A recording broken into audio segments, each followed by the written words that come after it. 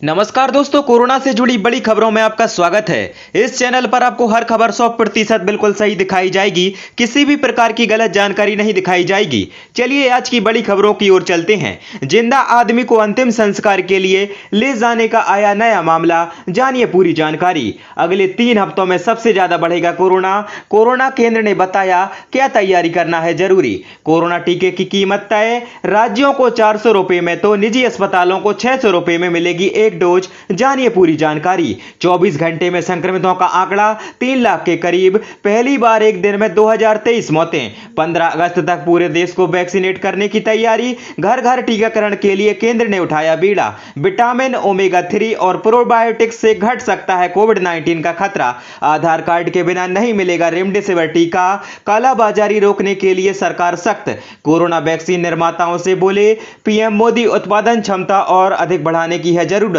Oxygen supply रुकने से 22 मरीजों की मौत, सरकार ने किया 5 लाख के मुआवजे का ऐलान। रात 2 बजे तक अंतिम संस्कार, टोकन लेकर सबों को भी करना पड़ रहा इंतजार। बड़ी लापरवाही, कोरोना काल में सरकार ने निर्यात कर दी 70% ऑक्सीजन, सवाल उठे तो यह दी सफाई। कोरोना काल में ऑटो चालकों को बड़ी राहत, 107 करोड़ रुपए के आर्थिक पैकेज की सरकार ने की घोषणा। कोवैक्सीन पर आईसीएमआर का बड़ा दावा, कहा यह दवा कोरोना के हर वेरिएंट पर है असरदार। कांग्रेस नेता ने की अपील, कोरोना को देखते हुए आंदोलन स्थगित करें किसानों ने किया आंदोलन रद्द करने से इंकार। भारत बायोटेक करेगी 70 करोड़ कोरोना टीके का उत्पादन। चलिए खबरों को विस्तार से जानते हैं। कोरोना के खिलाफ जंग, 15 अगस्त तक पूरे देश को वैक्सीनेट करने की तैयारी, घर घर टीकाकरण के लिए केंद्र ने उठाया बीड़ा। केंद्र सरकार की योजना के मुताबिक अगले 3.5 महीनों यानी 15 अगस्त तक देश के 18 साल से अधिक उम्र के सभी लोगों को वैक्सीनेट कर दिया जाएगा। योजना के मुताबिक पूरे देश भर में 10 लाख से ज्यादा टीकाकरण के केंद्र बनाए जाएंगे। इसके अलावा लोगों को घर घर तक टीका लगाने की भी योजना है। स्वास्थ्य मंत्रालय के अधिकारियों के मुताबिक अगले कुछ दिनों में ही दुनिया भर के अलग अलग मुल्कों में लगाई जाने वाली मानकों के अनुरूप वाली वैक्सीन अपने देश में होगी। अब तक 13 करोड़ लोगों को टीका लग चुका है। कोरोना टीके की कीमत तय, राज्यों को 400 रुपए में तो निजी अस्पतालों को 600 रुपए में मिलेगी एक डोज। टीका बनाने वाली कंपनी, दुनिया की सबसे बड़ी company serum institute of India यानी एसआईआई ने कहा कि कोविड-19 कोविशील्ड की कीमत यानी कोरोना टीके की कीमत राज्य सरकारों के लिए 400 रुपए प्रति खुराक और निजी अस्पतालों के लिए 600 रुपए प्रति खुराक होगी। कंपनी ने यह भी कहा कि वह अगले 2 महीने में टीके का उत्पादन बढ़ाकर सीमित क्षमता के मुद्दों का समाधान करेगी। कोरोना काल में ऑटो चालकों को बड़ी राहत, 107 करोड़ रुपए के आर्थिक पैकेज की सरकार ने की घोषणा। देश भर में कोरोना महामारी और फिर ऊपर से लॉकडाउन व कर्फ्यू लागू रहने के कारण कई क्षेत्रों में लोगों को आर्थिक संकट से जूझना पड़ रहा है। इसी संकट से जूझ रहे महाराष्ट्र के ऑटो रिक्शा चालकों के लिए सरकार ने मंगलवार को अहम फैसला लिया है। दरअसल राज्य सरकार ने यहां के ऑटो रिक्शा चालकों के लिए 107 करोड़ रुपए के आर्थिक पैकेज की घोषणा की है। बता दें कि प्रदेश में सरकार की तरफ से चलाए जा रहे ब्रेक द चेन अभियान के तहत 15 दिनों के लिए 7,15,000 रिक्शे चालकों को 1500 रुपए की आर्थिक सहायता दी जाएगी।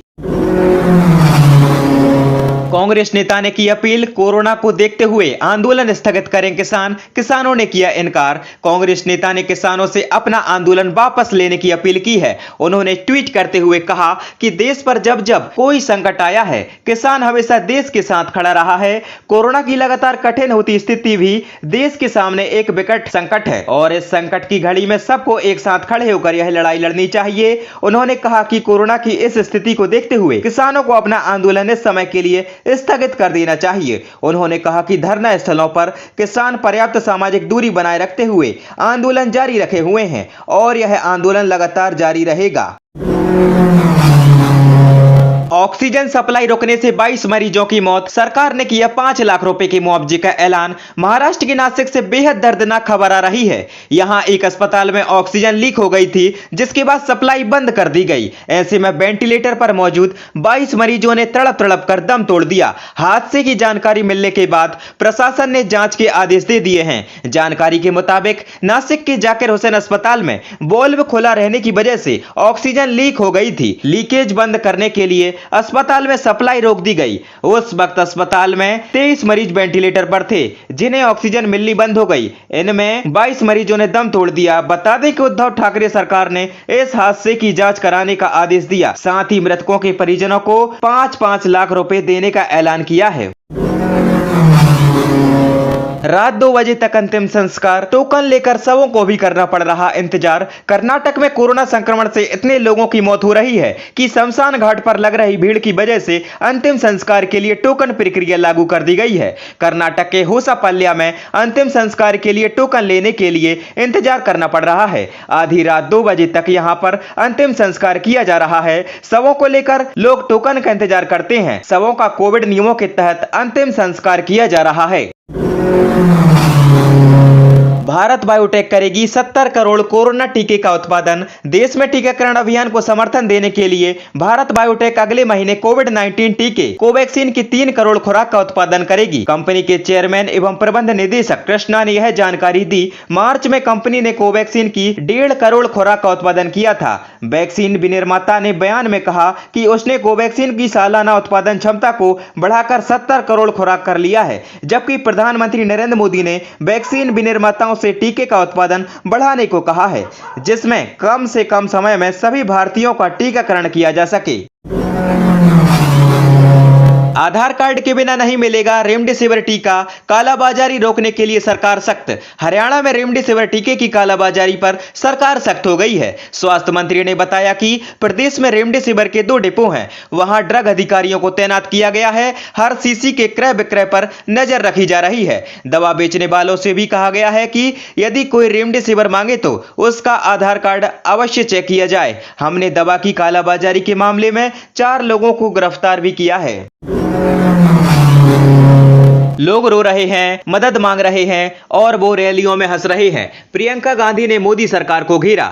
भारत में कोरोना संक्रमण के बढ़ते प्रकोप से स्वास्थ्य व्यवस्था की स्थिति बिगड़ने लगी है। देश में कई जगहों से वैक्सीन की किल्लत, ऑक्सीजन और बेड्स की कमी की शिकायतें आ रही हैं। देश में चरमरा रही स्वास्थ्य व्यवस्था को लेकर कांग्रेस ने सरकार पर निशाना साधा। कांग्रेस महासचिव प्रियंका गांधी ने कहा कि जनवरी फरवरी में 6 करोड़ टीके को निर्यात करने की क्या जरूरत थी। उस वक्त तो सिर्फ 3-4 करोड़ लोगों का वैक्सीनेशन हुआ था।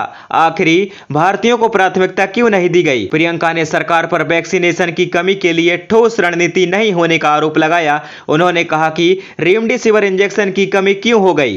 प्रियंका ने मोदी सरकार से सवाल किया कि दुनिया में ऑक्सीजन उत्पादन करने में भारत सबसे ऊपर है, फिर भी यहां पर ऑक्सीजन की कमी हो रही है। आपके पास 7 से 8 महीने का वक्त था। जानकारों ने दूसरी लहर के बारे में सचेत भी किया था, लेकिन आपने इस पर ध्यान देना उचित नहीं समझा। उन्होंने कहा कि केंद्र सरकार की उदासीनता की वजह से कोरोना संक्रमण का फैलाव तेजी से हो रहा है। प्रियंका गांधी ने कहा कि देश इस समय महामारी से जूझ रहा है, यह राजनीति करने का वक्त नहीं है।